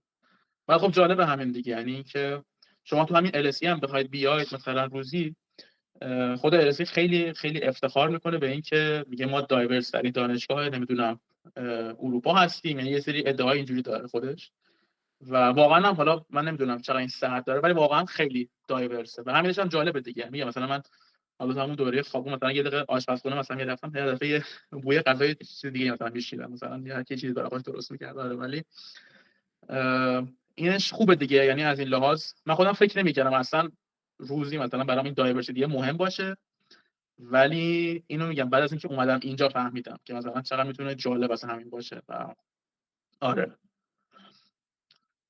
و برای قسمت آخر وبینار چه توصیه‌هایی برای دانشجوها دارید، یا به عبارتی شما اگر برمیگشتید به گذشته چه کارهایی رو انجام نمیدادید توی این مسیر آره خب و قطعا. در حالت خب کلی؟ خواهش میکنم. قبلا اون آزمون دوم تافل رو نمیدادم، با همون تافل 100 اقدام میکردم، به خاطر اینکه حالا من چیزم همیشه میگم به نظرم اینم باز نظر شخصی خودم، ولی من به نظرم کلا آزمون زبان شاید اونقدر مهم نباشه، حداقل به اندازه جیاری قطعا مهم نیست 100% برای اپلای اقتصاد دارم میگم. چون که زبان من میگم چیزی که تا الان فهمیدم کلا دید دانشگاه به زبان اینه که شما اگه مثلا یه ترشولدی بالاتر بشی میگن دیگه اوکی دیگه، مثلا حالا شما اون حداقلی که حالا ما ست کردیم دارید شما و خیلی به این نگاه نمی‌کنم. مثلا شما مثال میگم مثلا شما با تافل 120 هم مثلا شاید برید مثلا شاید نگم مثلا شما حالا اونقدر مزیت دارید و اینا، چون که یه حقیقتی هم حالا هست کلا اینجا تو اروپا هم اکثر اروپایی‌ها همه مولتی لینگوالن، میگم همین هلندی‌ها مثلا ببینید مثلا می‌بینید طرف مثلا خودش مثلا مامانش هلندیه باباش اسپانیاییه، انگلیسی هم که مثلا بلده، یعنی همون اول میخوام بگم کار مثلا 4 تا زبان بلد طرف. و خب یه جوری میخوام بگم که خیلی مثلا اگه روزی مثلا برای اروپا اقدام کردید حداقل من به نظرم اونقدر شاید زبان مهم نباشه، فقط سعی کنید همون حداقل رو به دست بیارید و اونقدر واقعا به شما مزیت نمیده مثلا بخواید حالا خیلی نمره بالا بخواید بگیرید و اینا. و راجع به پس یه کار اینه که من به نظرم حالا قطعا توفل دومی رو من نمیدادم، با همون توفل اولی اقدام میکردم دیگه. من به نظرم شاید بهتر باشه مثلا اگه بتونید به طور تیمی اپلای بکنید شاید بهتر باشه. حالا تیمی منظورم این هستش که مثلا حالا هر جایی هستید، حالا دانشگاه تهرانید، بهشتید، شریفید، هر جا هستید یا خاتمید یا هر جا، سعی کنید مثلا یه 2-3 نفر دیگه هم پیدا بکنید که حالا همه به اصطلاح حالا در سر دارن که مثلا حالا سال بعدو مثلا یه دانشگاه مثلا خاصی حالا برن اقدام بکنن. حالا من خودم متاسفانه میگم سالی که اقدام کردم دانشگاه دارن هیچ کی نبود، یعنی واقعا تشکر میکنم همون سالی که من رفتم فقط از حالا ورودی خودم فقط خودم میکنم رفتم و بچه‌ها دیگه‌مون فکر نکنم رفته باشن اون سال، یعنی کسی رو من حداقل نمیشناسم. ولی اگر مثلا بتونید تیمی برید خب خیلی بهتره دیگه، چون که دیگه خیلی حالا وارد اون به اصطلاح کارهای حالا آزمون و خطا اینا نمیشید و خب از این لحاظ خب خیلی بهتره دیگه. آره و اینکه اون داستان تمکن مالی هم میگم اونم باز به نظر من و حالا نظر خیلی دیگه از بچه‌ها دیگه که حالا امسال هم LSE قبول شده، آخه LSE هم جالبیش اینه که تا حداقل طبق اطلاعاتی که من دارم تا مثلا آخرین ایرانی که مثلا گرفته بود سال 2018 بود، اونم خانم چیز بود، خانم یاسمن سعیدی بود که الان حالا فکر کنم سال آخر پی اچ دی شو داره میخونه اینجا اقتصاد. و یعنی میخوام بگم همینجوریش هم خیلی ایرانی نمیگرفت و مشکلی که داره حالا LSE از لحاظ اینه که خیلی شاید مثلا همون اول کار که آفر میده به دانشجوها، حالا مثلا به دانشجوهای از کشوری مثل کشور ما که میگم مانع و داستان اینا زیاد هست دیگه، یعنی خب از اینجور موانع زیاد هست، خیلی راه نمیاد همون اول کار، یعنی آفری که به شما میدن مثلا برای تمکن مالی اینا راه نمیاد. ولی میگم کیس خودم دیگه، من خودم اما اول کار مثلا فاندی نگرفتم و هیچ راه نمیدم با من کلا صفر، ولی بعد از اینکه مثلا چند ماه درس خوندم اینجا و مثلا حالا بدهیام رو هم اومدن و اینا، به اصطلاحی حالا رفتم میگم وارد صحبت و اینا شدم و من کمک کردم بعدش. ولی میخوام بگم که یه جورایی شبیه نوشداروه دیگه، یعنی میخوام بگم که اگه همون اول کاری مثلا نتونید از تمکن بر بیاید، خب میگم این کارو خراب میکنه دیگه. و من خودم میتونم به شخصه بگم که واقعا شاید توی فرنده اپلای هم سخت ترین بخشش همون تمکن، یعنی یه جوری اون حالا پول مثلا خیلی زیاد، مثلا حالا پارسال که من رفتم مثلا فکر کنم 3 میلیارد مثلا 2 میلیارد و 800 مثلا بود نقد، و خب هیچ کی مثلا حالا حداقل من که مثلا نداشتم همچین پولی رو نقد مثلا بخوام یه ماه داخل حساب نقد بذارم با اینا. و حالا از اون خانواده حالا مثلا 4% من نیستم، ولی و میگم مجبور مثلا شدم حالا با به اصطلاح قرض و قله و نمیدونم از یکی فلان قد بگیر یه ماه بگیریم بعد با سودش برگردیم، یعنی اینجوری واقعا با یه حالا به اصطلاح با یه شامورتی بازی، یعنی یه جوری حالا اون جور شد و اینا. ولی میخوام بگم که اینم بزرگترین مانعشه دیگه. و LSE هم متاسفانه برخلاف اینکه خیلی خیلی خیلی راه میاد، بعد از اینکه شما وارد حالا انگلیس میشید و دانشجوی همونجا رسما میشید، ولی همون اول کاری باتون راه نمیاد. آره حالا همین قضیه برای یه دانشجوی هم امسال UCL قبول شده بود، من اونم میشناسم، اونم امسال UCL فکر کنم رشته مدیریت قبول شده بود، اونم مثلا باز UCL خیلی باشه راه نمیاد اون اول کاری برای حالا همین داستانای ویزا و نمیدونم اینا. آره و آره دیگه، اگر این سال یه نفر هم دستشون رو بالا بردن میخواید که قبول بکنید، خب میکروفونتون رو میخواید روشن سلام بکنید جناب دیگه. رضایی. می‌خواید سوالو سلام. بخونید یا بپرسم؟ آره خواهش میکنم تو بپرسید. مرسی. اول از همه تشکر میکنم از اینکه این تجربیات گرانقدر رو اشتراک گذاشتید. حداقل 5-6 ماه از وقت ما سیو شد توی یه سری اطلاعات در آوردن. اما سوالاتی که من دارم، شما اشاره کردید به تی ای که در واقع بودید و فکر می‌کردید خیلی مهمه. حالا من میدونم که بحث اون پذیرش کمیته جعبه سیاهه، حالا مهم نیست، یعنی مشخص نیست که کدوم واقعا تاثیر بیشتر رو گذاشته. اما خب برام جالبه که به نظر شما این 16 تا تجربه تی ای که من دیدم خیلی هم زیاد بوده بیشتر موثر بوده یا همون یه دونه آرایه؟ چون شما اینطوری اشاره کردید که اون آرایه انگار خیلی مهم نبوده انگار تو مسیر. خواستم بدونم پیشنهاد شما چیه؟ حالا به شخصه برای خودم که مثلا همون تیا بیشتر موثر بودن. حالا دلیل داره، یکیش به خاطر اینکه خب مثلا من تیه که مثلا میرفتم میشده، حالا این چیزی که دارم میگم حالا توصیه کلی نیست دیگه، یعنی برای هر کسی میتونه صدق نکنه، ولی اینکه من حالا تی ای زیاد شدم داخل دانشگاه تهران به خاطر این بود که صرفا حالا خیلی شخصی مثلا بخوام بگم توی دانشگاه تهران فضا رو من جوری نمیدیدم مثلا بخوام ریسرچ کار بکنم. برای همین به نظرم اومد که شاید بهترین چیزی که مثلا من بتونم حالا اینجا به دست بیارم همین تی ای، همین حالا کار تی ای و اینا باشه. و آره لذا قطعا برای من به شخص، حالا برای خود من تی ای بیشتر موثر بودن، اگرچه که اس او پی تون هم مهمه دیگه، یعنی مهمه که شما اونجا چی بگید. یعنی من اس او پی مثلا جوری نوشته بودم که مثلا بیشتر تاکید رو همین تی ای ها بود و حالا تجربه‌ای که اونجا کسب کردم، مثلا یه دو تا مثلا پاراگراف مثلا راجع به اونم نوشتم. و یه چیزی هم راجع به اس او پی ال اس من بگم. ال اس او پی که حداقل میگیره برای مقطع ارشد و دکترا، تا جایی که من میدونم برای اقتصاد طولانی‌تره نسبت به دانشگاه دیگه و از اون توضیح بیشتری میخواد که مثلا شما برای چی دارید یا واقعا میخواید بیارید اینجا و انگیزتون چیه، میخواید چیکار بکنید. و اسوپی نوشتم. خب میگم حالا همون اینترنت هم باز سرچ بکنید، باز این نسخه ها زیاد هستن که مثلا چجوری اسوپی خوب بنویسیم و این داستانا. ولی آره میخوام پس خلاصه من بخوام بگم من هم تو اسوپی یه جوری منعکس کردم اون تی ایامو، همین که به اصطلاحی حالا یه جوری بولترش کردم دیگه، که مثلا آقا من این مثلا تیه که مثلا رفتم اینا برای من بیشتر حالا آیدی مثلا داشتم حالا تا اون یه دونه حالا آر ای که مثلا بودم. و آره هرچی که شما میگم حالا شاید مثلا برای کسی مثلا باشه توی دانشگاه دیگه مثلا حالا شریف یا خاتم که به نسبت میشه گفت بیشتر ریسرچ محورترن برای تحصیلات تکمیلی، مثلا شاید مثلا اونجا شما اگه یه آر ای مثلا خوبی باشید مثلا بیشتر حالا براتون چیز باشه، حالا ارزش افزوده داشته باشه. آره و آره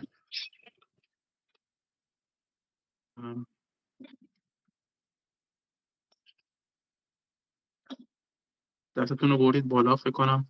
بله متشکرم. یه سوال دیگه، با الگوهای SOP حالا آشنا هستم، ولی خیلی کنجکاوم بدونم که در واقع اون داستان یا اون نراتیوی که نوشتید توی SOP خودتون چی بوده، حالا اگر خیلی شخصی نیست یا در واقع عمومی نیست.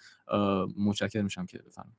حالا اونم حالا اگه شد اونو توی وبسایتم میذارم ببینم، حالا میذارم یه نسخه که حالا اونم توی درس عموم باشه، حالا اونم میخواید نگاه بکنید، بعد حالا اگه مثلا چیزی بود و اینا من حالا بعد ایمیل بزنید یا حالا ارتباط بگیرید که حالا چیز بکنیم دیگه. آره حالا نظرتون رو من بگید، ولی من توی وبسایتم میتونم بذارم براتون. خیلی ممنون، متشکرم. و سوال آخرم این که برای اولین بار میشم که یک فردی نه یک بار دو بار رفته و در آزمون جیاری خب نمره کامل کسب کرده از ایرانی‌ها، و چه توصیه دارید برای مطالعه جیاری خصوصا همون بخش کانت؟ آره من دارم میگم یه چیزا میگم یادم رفت ذهنم، ولی راجع به منابع من بگم یه خوردم راجع به تافل و اینا. تافل که میگم من هر چیز دادم همون تی پی او نمیدونم همون آزمونای ماک تست حضوری بود داخل تهران، و از قبل از اونم حالا من واقعیتش بک‌گراند خوبی داشتم از زبان، به خاطر اینکه کلاس زبان رفته بودم قبلا ولی خب تموم نکرده بودم.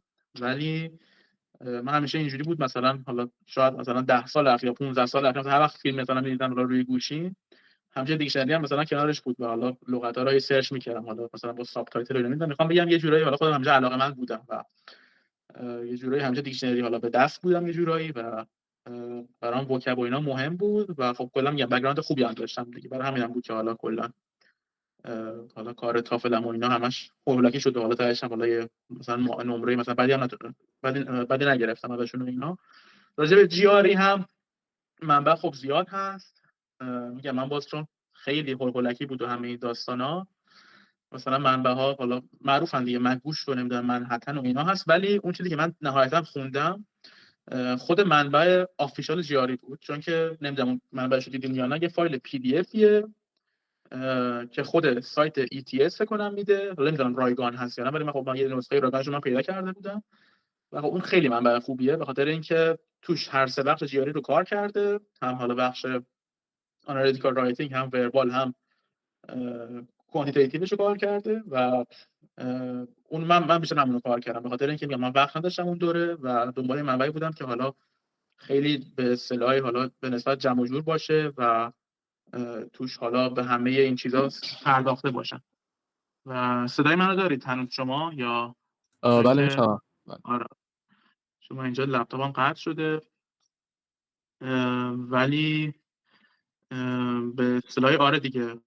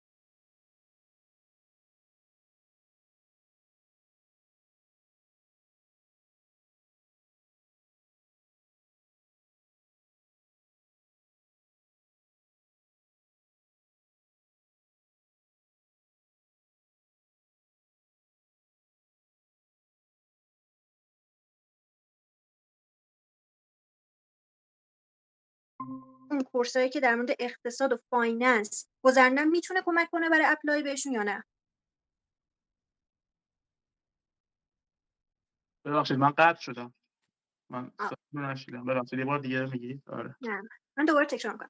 یکی از دوستان ما ارشدش رو هوش مصنوعی گذرونده و یعنی بک‌گراند هوش مصنوعی داره و سوالش اینه که با گذروندن چند تا از کورس‌های فایننس و اقتصاد، یعنی این گذروندن این دوره‌ها چه کمکی میتونه به اپلایشون بکنه؟ یعنی ارشدشون یه رشته دیگه‌ایه. اتفاقا میگم امسالم یه دانشجویی بود که قبول شد، شریف بود، کامپیوتر شریف بود، بعد یه مانور اقتصاد داشت، یعنی کارشناسی کامپیوتر بود دیگه، و یه چند تا حالا کورس داخل اقتصاد هم گذرونده بود و تونسته بود که آفر دکترا رو بگیره. و حالا میگم به طور خاص برای اگه حالا شما میخواید بیاد LSE، حالا میگم من دقیقاً مدرک سوالتون رو ندارم چون الان دوباره با این چیز اومدم، با دوباره ریجوین شدم و اینا، کلا روی لپتاپم همه مسیجا پریده، ولی اگه میخواید دوباره برای من کپی بکنید اینجا که حالا من سوالتون دقیق‌تر ببینم، ولی کلی بخوام بگم که خب شانس قطعا دارید و میگم یعنی حتی همین LSE هم مثلا بخواید حالا چیز بکنید، حالا اپلای بکنید و نمیتونید براش برنامه‌شو بریزید، ولی اگه مثلا میخواید برای ارشد اقدام بکنید یا حالا دکترا و اینا، قبلش حتما سعی کنید مثلا چند تا پروژه‌ای، چند تا حالا به هر چیزی باشه که حالا اثبات بکنه که فقط آقا شما، میگم من دارم تکرار میکنم چون واقعا چیز مهمیه، فقط داخل سی وی فقط ادعا نکنید من فلان چیزو بلدم، فلان کارو کردم و اینا، یه جوری اینو اثبات بکنید، بگید که آقا من این پروژه رو فلان کارو کردم، اینا پروژه من اینجاست، نمیدونم من برای اینکه مثلا پروژه خودم رو شوکیس بکنم مثلا فلان کارا رو کردم. و آره میگم این موضوع الان همینجا هم باز دوباره میتونه اپلای بشه دیگه، یعنی حالا شما میتونید مثلا پروژه انجام بدید، پروژه اقتصاد، حالا هر حوزه‌ای که دوست دارید، حالا گفتید هوش مصنوعی هستید، من نمیدونم حالا چه حوزه‌ای داخل اقتصاد بیشتر حالا علاقه‌مندید، ولی هر چیزی که هست مثلا برید حالا میگم یه جورایی یه پروژه‌ایه، نمیدونم حالا هر چی که میخواید ریسرچی میخواید انجام بدید، نمیدونم یه چیزی برای خودتون تعریف کنید و همین کارو بکنید. حالا میگم اینجور پروژه ها و اینا میگم فقط و فراوونه دیگه، یعنی شما الان یه سرچ بکنید داخل حالا اینترنت یا اصلا برید یه پیپری اصلا بخونید و مثلا براتون جالب باشه و اینا، میتونید مثلا همون بخش حالا یا رپلیکیت بکنید یا اصلا اگه نمیخواید رپلیکیت بکنید برای خودتون تعریفش بکنید یه چیز حالا متفاوت‌تر یا خورده و برید مثلا همون حالا کد نویسش و ایناشو انجام بدید. و آره یعنی میگم به نظرم این خیلی چیز مهمیه، یعنی کلا چیز خیلی مهمیه و از طرف به نظر من خیلی خیلی نادیده گرفته میشه، یعنی خیلی واقعا تاش این کارو نمیکنن یا مثلا درست مثلا نشون نمیدن و آره امیدوارم که جواب و سوالتون داده باشه. خب یکی دیگه از سوالای دوستامون این بود که برای دکترا چه روندی رو میخواید در پیش بگیرید و چه برنامه‌ای دارید؟ خود من که به شخصه حالا واقعا من دو دلم که دکترا میخوام بخونم یا نه برای اقتصاد، چون که یه خورده تعهد خیلی بالایی میخواد اقتصاد برای دکترا، یعنی 6-7 سال مثلا باید وقت بذارید، بعد خیلی طول میکشه دیگه، یعنی تا بخواید دکترا بگیرید مثلا یه زمان زیادی گذشته و من خودم میگم واقعا دو دلم به اینکه بخوام دکترا بخونم و شاید تنها مثلا در یک سال دکترا بخونم که مثلا حالا یه به اصطلاح باز میگم همون منطقه ارشدم و اینا مثلا یه حالا جایی مثلا خوبی قبول شده باشم، خوب به این معنا که مثلا چند تا حالا هیئت علمی مثلا خوب داشته باشه یا نمیدونم یه هیئت علمی مثلا باشه که حالا اون مثلا موضوعی که مثلا من میخوام کار کرده باشم، یا حالا که میگم حالا اینا رو ما خیلی بخوایم راحت بگیم عملا یه جایی که رنکش خوب باشه دیگه، چون که حالا هر جایی که رنکش خوبه یه جورایی حالا به طور طبیعی هم مثلا حالا هم هیئت علمی بهتر جذب میکنه، هم حالا این داستانا و هم خیلی مثلا مؤسسات حالا ریسرچ و اینا هم بیشتر حمایت میکنه. الان مثلا همین LSE مثلا 3-4 تا یا مثلا 5-6 تا مثلا مؤسسه حالا ذیل LSE هستن، اینا همشون یه جورایی مؤسسات تحقیقاتی هستن که همشون LSE فاند میکنه و همشون هم میگن مثلا استاد از داخل LSE و خارج از LSE چیز میکنن، به اصطلاحی قبول میکنن و میشینن ریسرچ میکنن دیگه، مثلا CEP مثلا مثالش استیکرت هست، نمیدونم CFM هست یا میگم چند تا هستن دیگه، حالا باز بیشتر از ایناست، ولی آره لذا میگم من خودم به شخصه برای دکترا به خصوص دکترای اقتصاد خیلی چیزام دیگه، خیلی حالا نامطمئنم و حداقل میدونم امسالی که داره میاد که پارسال که اول من نکردم برای دکترا، چون قطعا دکترا نمیخواستم بخونم بلافاصله بعد از LSE و میخواستم حالا یکی دو سال برای جای کار بکنم، حالا هر جا، حالا یا پیزاک برم کار بکنم یا به اصطلاحی برم حالا جای کار ریسرچ بکنم یا اصلا برم وارد بازار کار بشم، ولی آره سوال دیگه. و یکی دیگه از سوالات دوستامون این بود که در دوره‌های فشرده‌ای که اشاره کردید برای بهینه‌یابی و سیستم داینامیک و آمار، آیا آره. دانشجوهای بین‌الملل یه اختلاف چشمگیری در برابر ما که اینا رو تو کارشناسی داخل ایران خب کمتر بهش پرداخته میشه داریم؟ یعنی آیا اونا برتر از ما تو این حوزه؟ و اینکه در ادامه سوالشون گفتن که در حالت کلی چقدر بر روی پیش نیازهای آمار و ریاضیمون کار کنیم؟ آمار و ریاضی که خیلی مهمه. حالا میگم حالا باز یه جریان داخل اقتصاد هست که میگن نمیدونم حالا آمار و اینا مهم نیست و ابزار و اینا درسته، منم قبول دارم حالا ابزار صرفا، ولی خب مثلا اینه که همه جا این اداپته شده دیگه، یعنی همه دارن استفاده میکنن و حتی اگه مثلا ابزار هم مثلا باشه و حالا خیلی حالا میگن که مثلا حالا اون مفهوم کلی رو نمیرسونه، باز دلیل نمیشه که مثلا شما ندونید و لذا میگم اون آمار و ریاضی و اینا همون در واقع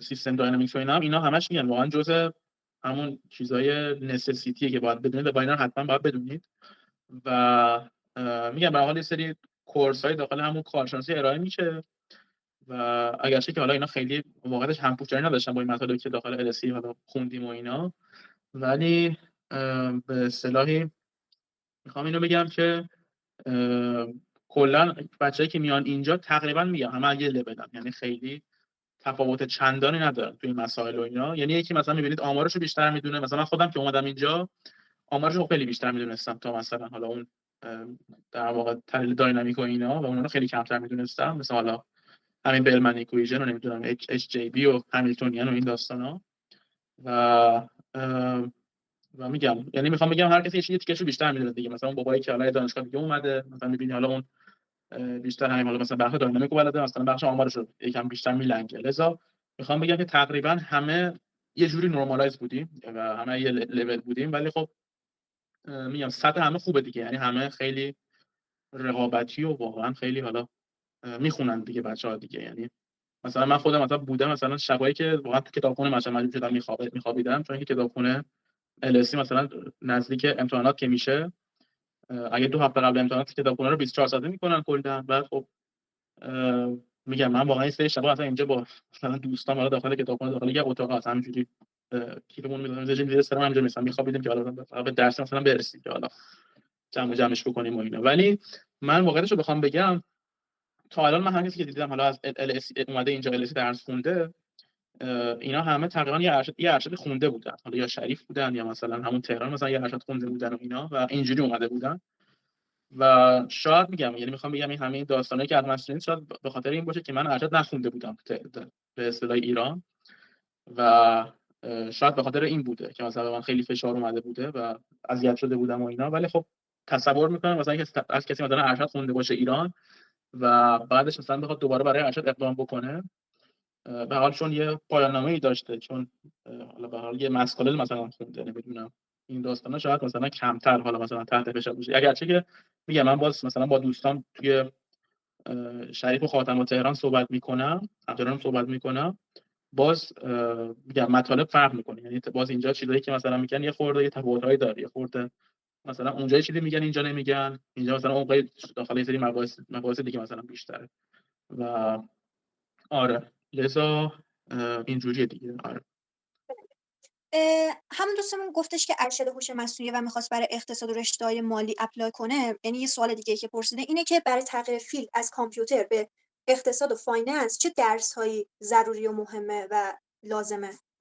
حتما خرد و کنار سنجی رو که برداره 100%، یعنی اینا که قطعی واقعا و تا هر جا هم هست دیگه. حالا من نمیدونم این دوستمون چه دانشگاهی هستن و کجا هستن، ولی هر جا که هستن من به نظرم باید حالا همه اون درسای کلان و سنجی ایناشو پاس بکنن یا خرد و ایناشو و تا هر لولی هست دیگه. مثلا دانشگاه تهران مثلا خرد 1 و 2 داره و یا سنجی مثلا 1 و 2 داره و اینا رو سعی بکنم پاس بکنم که حداقل یه زمینه‌ای داشته باشم. بعد حالا سایر درسایی که مثلا میتونم بردارم اون دیگه مثلا بر حسب حالا علاقه‌مندی خودشون، مثلا میگم مالی دوست دارن خب میتونن مثلا اقتصاد مالی بردارن یا مثلا میتونن حالا مثلا دروس مثلا مربوط به مدیریت مالی مثلا بردارن. آره ولی خرد و کنار سنجی رو من به نظرم دیگه حتما باید چیز بکنن دیگه. حالا فاصله چون خودشون هم میگن کامپیوتر بودن دیگه احتمالاً علاوه کمی اوکی باشن خودشون و مشکل داره برای هندل کردنش نداشته باشن، ولی برای حالا اون فهم، حالا برای اینکه اون فهم اقتصادی خودشون رو مثلا زیاد بکنن، میتونن حالا به همون درس مثلا چیز بکنن. آره. من فکر می‌کنم سوال دوستان تموم شد. خیلی وبینار مفیدی بود به شخصه برای من. خیلی ممنون که وقتتون رو گذاشتید. اگر دوستان سوالی ندارن دیگه جلسه رو تموم.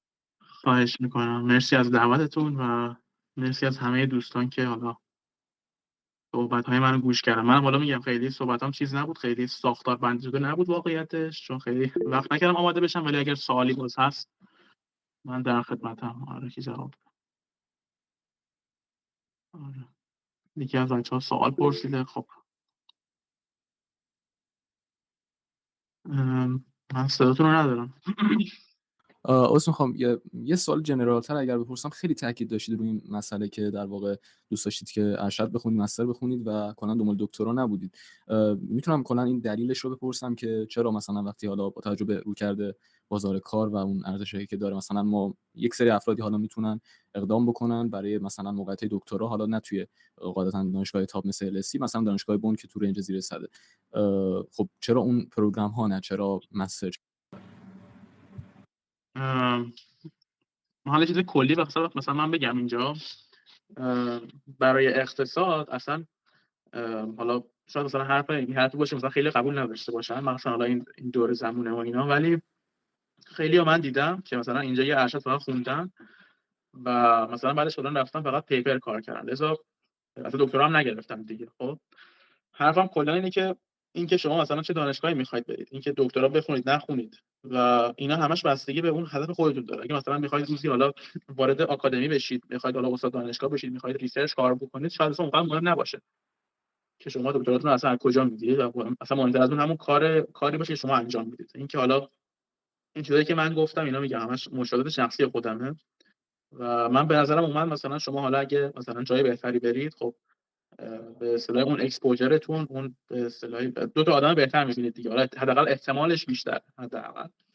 و خب اینم خودش میتونه حالا باعث رشد فردی و اینا بشه. ولی میخوام بگم خیلی اتفاقا هستن که حالا اصلا به این رنک و اینا اصلا اهمیتی نمیدن و حالا هر جا اصلا، حالا دانشگاه بن که گفتید اصلا هر جا، اصلا SSE دانشگاه حالا تو استکهلم یا نمیدونم حالا هر جایی مثلا میرن یه حالا دکترا هم میخونن و فقط برای این میخونن که مثلا حالا به اصطلاحی حالا بتونن حالا روزی مثلا وارد همون مثلا ریسرچ و اینا بشن. ولی میگم باز آدم‌هایی هستن که حتی دکتراشون هم نمیگیرن و مثلا یه ارشد جایی حالا خوبی مثلا میخونن دیگه، همونجا مثلا متوقف میشن و حالا یا میرن کلا توی بازار کار یا اصلا میرن توی ریسرچ. حتی مثلا من یه مثال اصلا براتون بزنم، مثال علمی، مثلا آقای ریچارد بلاندل رو من نمیدونم میشناسید یا نه، این یه مایکرو اکونومتریشن خیلی معروفه، یعنی حالا اقتصاد خرد سنجی کار خیلی معروفه، خیلی معروف و پیپرهای خیلی معروفی داره. حالا خیلی معروف که میگم واقعا در حد نوبل دیگه، یعنی اصلا باید حالا نوبلشون میگفت، ولی خب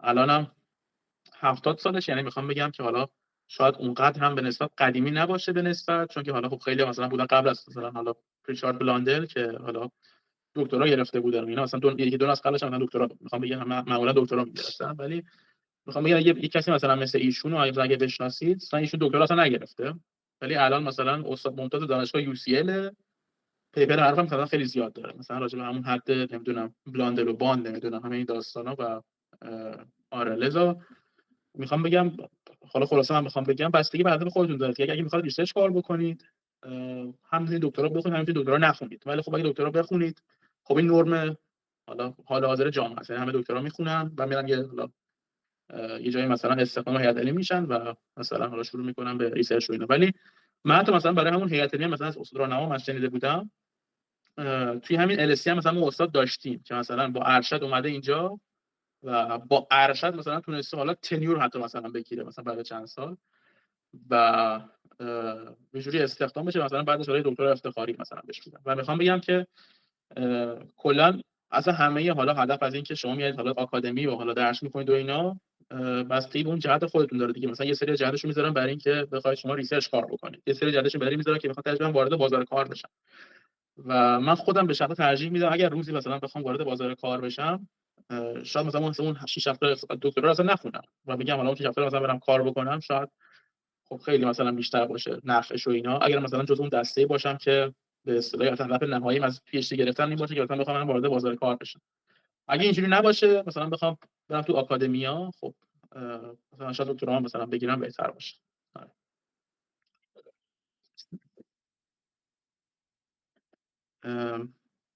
سوال دیگه اگر کسی دیگه سوالی داره من در خدمتم. خواهش میکنم. فکر کنم دیگه سوالی فکر کنم نمونده دیگه. آره باشه، خیلی خیلی ممنونم. ممنونم که وقتتون گذاشتید. فکر کنم دیگه دوستان سوالی نداشته باشه.